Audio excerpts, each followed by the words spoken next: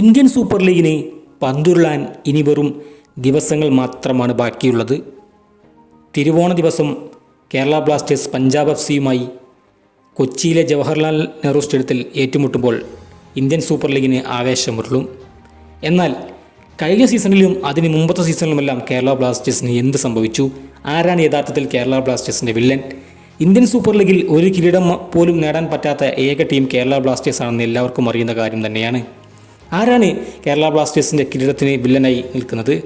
Mohan ബഗാനോ, FC ഗോവയോ, Odisha FC യോ, അതോ Mumbai city FC യോ?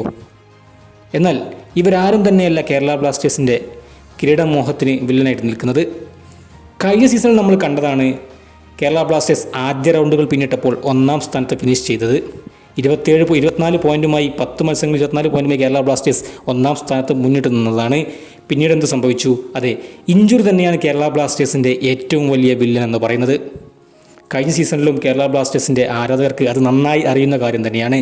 ഇത്തവണയും ഒരുപിടി മികച്ച താരങ്ങൾ കേരള ബ്ലാസ്റ്റേഴ്സിനുണ്ട്. എന്നാൽ ഇഞ്ചുറി വന്നു കഴിഞ്ഞാൽ പൂർണ്ണ ഫിറ്റ്നസ്സോടുകൂടി താരങ്ങൾക്ക് നിൽക്കാൻ സാധിച്ചില്ലെങ്കിൽ ബ്ലാസ്റ്റേഴ്സ് ഇത്തവണയും കിരീടം കൈവിട്ടു പോകുമെന്ന കാര്യത്തിൽ യാതൊരു തർക്കവുമില്ല. മികച്ച താരങ്ങളുണ്ടെങ്കിലും ഇഞ്ചുറികൾ തുടർച്ചയായി വരുന്നത് കേരള ബ്ലാസ്റ്റേഴ്സിന് എല്ലാ സീസണിലും കിരീടം നഷ്ടപ്പെടുന്ന ഒരു കാര്യം തന്നെയാണ്.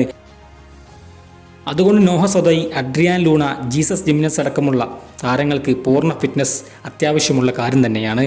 അതുകൊണ്ട് കേരള ബ്ലാസ്റ്റേഴ്സ് ഇഞ്ചുറി ഇല്ലാതെ മുന്നോട്ട് പോയെങ്കിൽ മാത്രമേ ഈ സീസണിൽ ഒരു കിരീടമെങ്കിലും കേരള ബ്ലാസ്റ്റേഴ്സിന് നേടാൻ സാധിക്കൂ എന്ന കാര്യത്തിൽ യാതൊരു തർക്കവുമില്ലാത്ത കാര്യം തന്നെയാണ്.